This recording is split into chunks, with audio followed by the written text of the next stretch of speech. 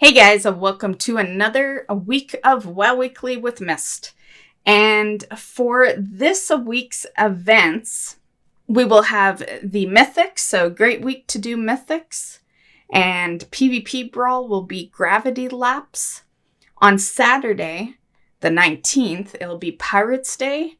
That only lasts for the one day, so that will be done on Sunday's reset. And then on Sunday, Brewfest starts. And Brewfest will go on all the way till October 6th. Now, this brings up an interesting topic, and I get the feeling this video might be a bit of sidetracking, so just fair warning. Fair warning, there's a few things in the news that may sidetrack me a bit. But on the topic of Brewfest, this is why I predicted that pre-patch would probably be, around that week. I had predicted pre-patch to actually be exactly that day, October 6th. And the reason was because I hadn't really come to that prediction until we got the rep buff. Because originally I was like, well, we'll probably have it like the last Tuesday of September. And then the rep buff showed up. And they said that it was going to be all month. And then I looked at the calendar and noticed that Brewfest was, right at the end of the month. And yeah, in my head, it just made sense that we're going to see pre-patch after the rep buff and after Brewfest ends. So I'm still going with that theory of mine that we'll see pre-patch on October 6th. Or the week of, nothing saying that's going to be on the Tuesday, right? But somewhere close in there. And yeah, but like I said, that's prediction, nothing confirmed. So that is the weekly events. So let's move over to accomplishments and goals. You're looking at one of them. So this video right here is me doing the final achievement that I need for Nyalotha. This was a 3-week process.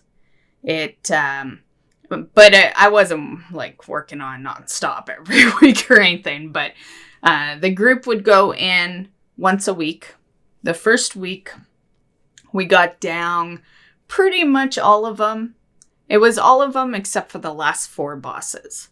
And then the second week, we got 3 out of 4 bosses. We were struggling a bit on Carapace, which I think still is the toughest boss achievement for this glory achievement in this run.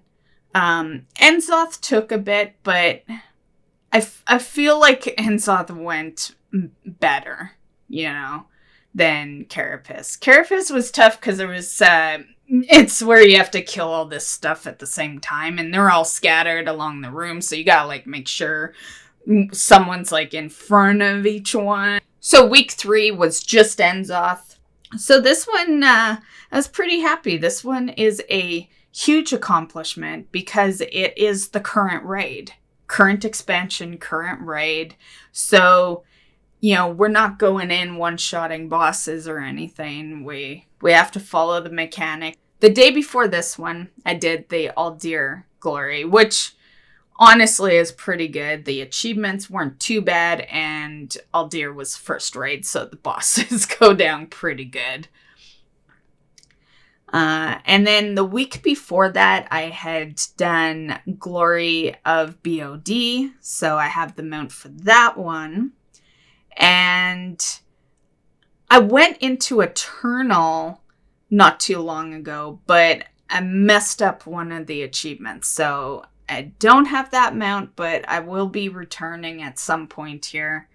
And I'm going to get that one achievement. So I have all the achievements for Eternal except for the emote one. I accidentally didn't target the queen for one of the emotes, which of course fucked it all up. So yeah, that kind of sucked.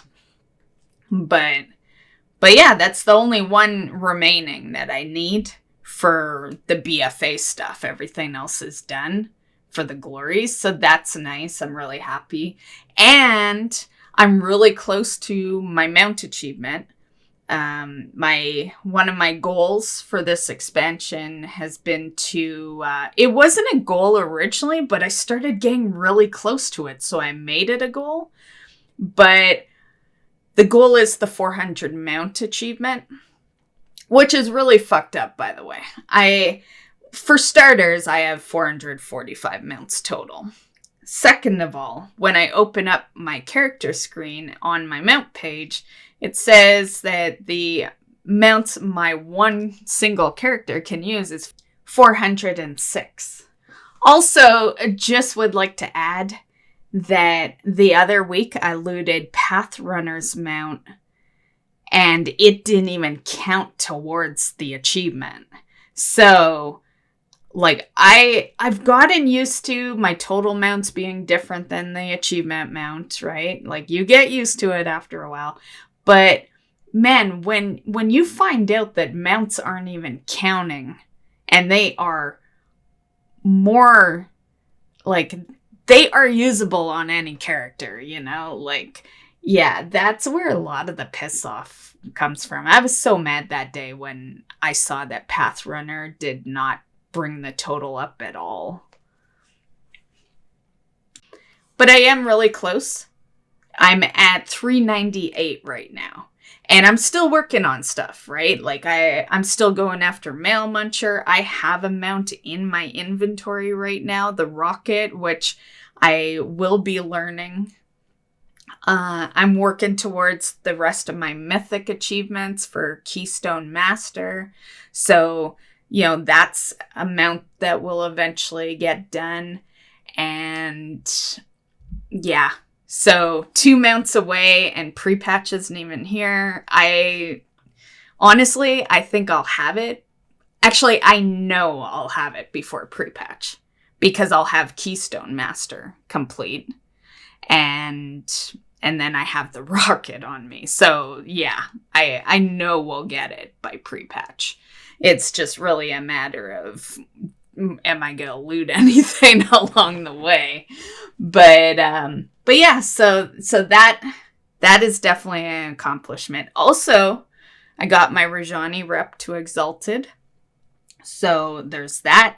So all my BFA rep is back to being Exalted.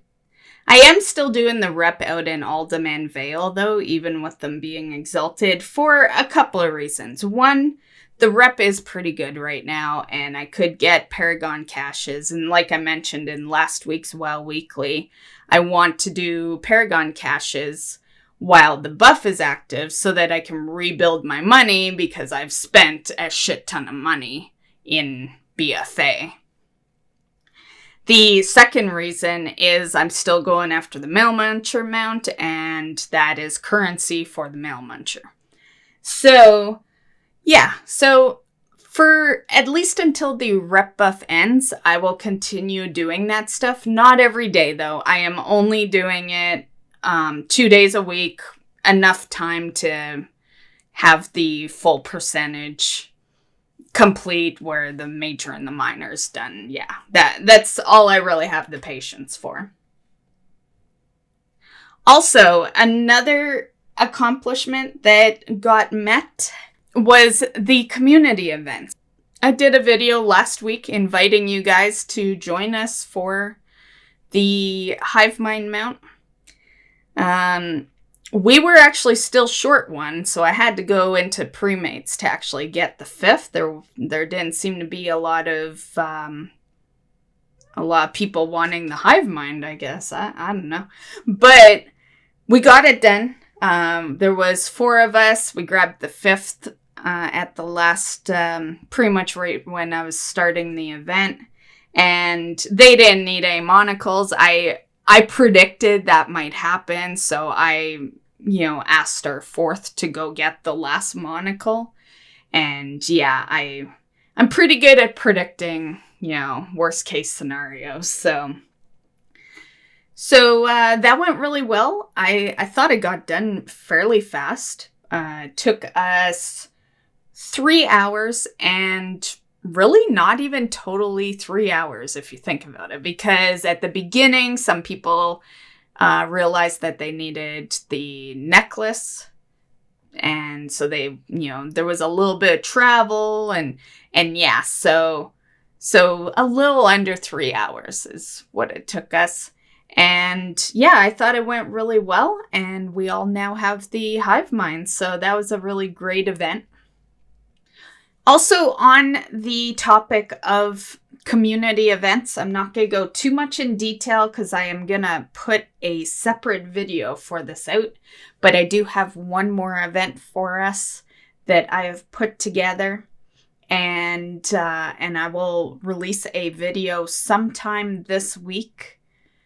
And it will discuss more of those details. If you're not part of the community link is in all the videos, including this one you're watching right now. So feel free to go to the description and just click one of the links.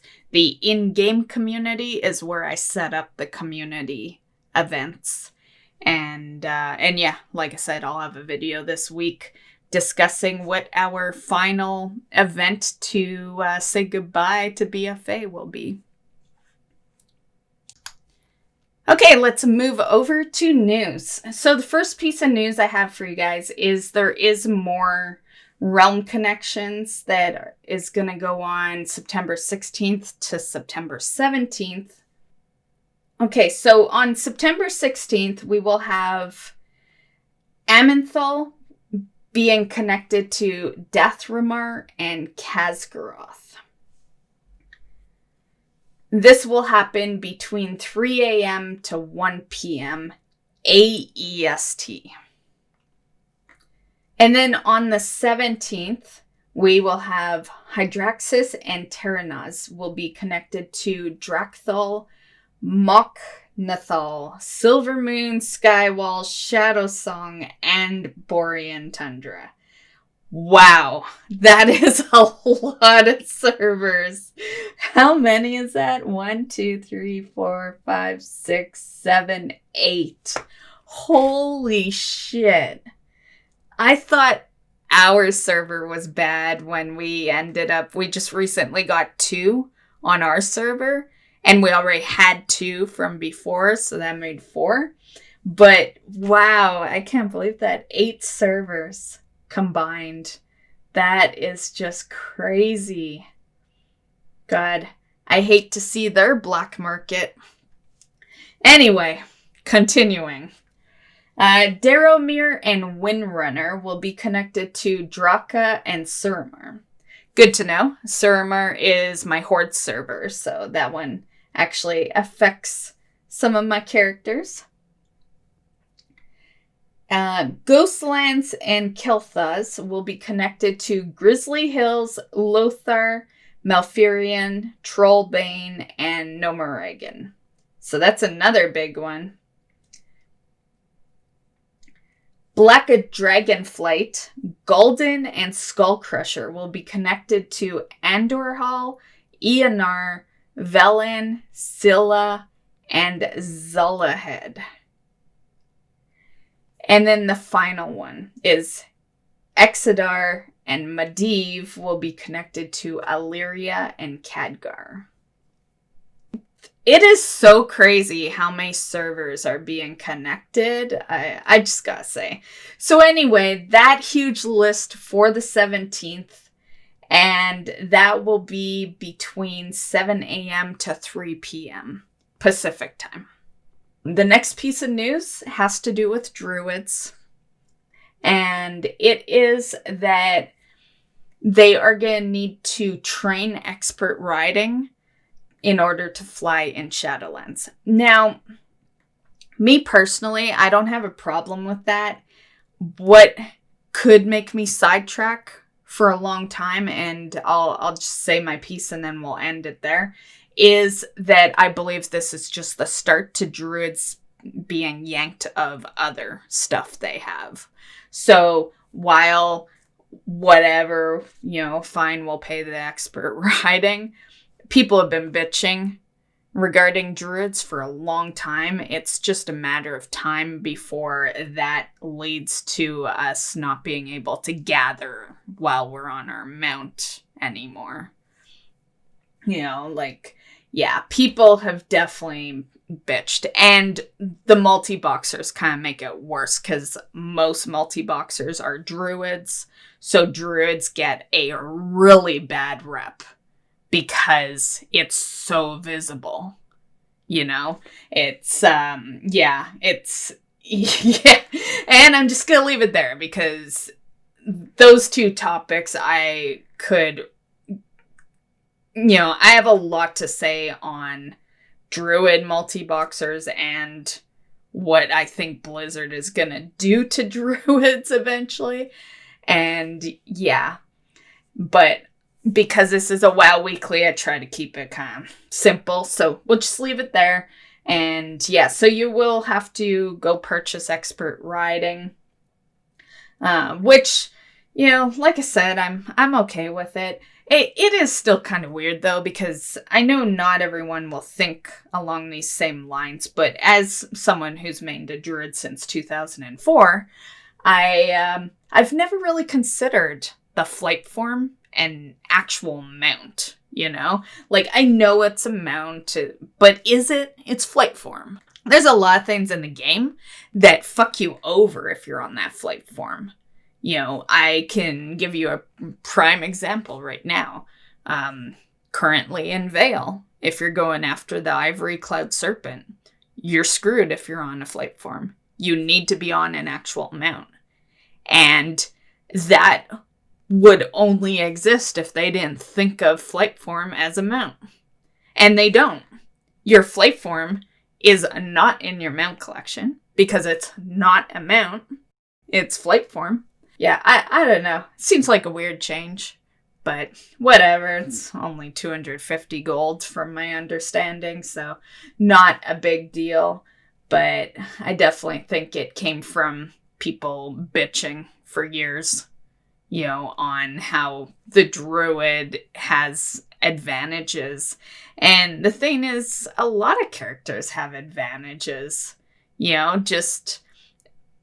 people like to look at the druids as the one with the more advantages. Mainly, it has nothing to do with the mount, or flight form. It has to do with what you can do while you're on that flight form. That's why I think this is going to lead to something much bigger down the road. Because, people's true complaint isn't that we didn't pay for the expert riding. Like, no, it's not at all that. It's the fact of what we can do when we're on that flight form. I have looted war chests on my fucking flight form. Yeah, I think this is just the start. Also, there was a dev update. I didn't want to go too much into it because between the druid news and the dev update, this video would be legitly long because I have so many opinions on both topics. But my WoW Weekly is not really an opinion video. I just like to give you guys some news. So maybe I'll do like a separate video, or I'll just tell you in stream or something. But definitely, I will link the article for the dev update in this week's WoW Weekly, so check the description for that, and you can just read through it. There's a lot of stuff there. So, yeah. And, yeah, that's basically all I got for you guys for this week. So, hopefully we'll, hear of a pre-patch soon. And hopefully you guys are getting everything you need to get done. I think we still got a bit. I think we still have like 3 weeks or so before we see pre-patch.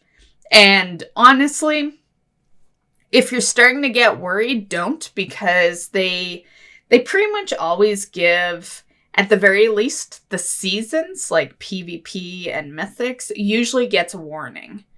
And it's usually roughly 2 weeks. 2 weeks warning when they're gonna end a season. So yeah, until we get that that message, you're pretty much safe. Like, realistically, when they do tell us, it should be at least 2 weeks later that the pre-patch shows up. So, but definitely a good time to try doing the stuff that'll vanish. One thing, I meant to do a video on this, but I'm just going to shout it out at the end of this WoW Weekly. But there may be some random game videos for this week. I am kind of all caught up on my WoW recording, so I need to record some more WoW content. So we may take like a 1 week WoW content break here while I get some other stuff recorded. There is upcoming WoW content, though. I already know of like 8 things right now that I need to record. So definitely there will be some more coming up soon. But this week, you're probably going to see Luigi's Mansion 3. Yeah, you'll probably see that being uploaded this week. So if you watch other games, I hope you enjoy those. And if not, well, I'll have some WoW content back on the channel next week. And yeah, that's all I got to say. So have a good one, guys. Bye.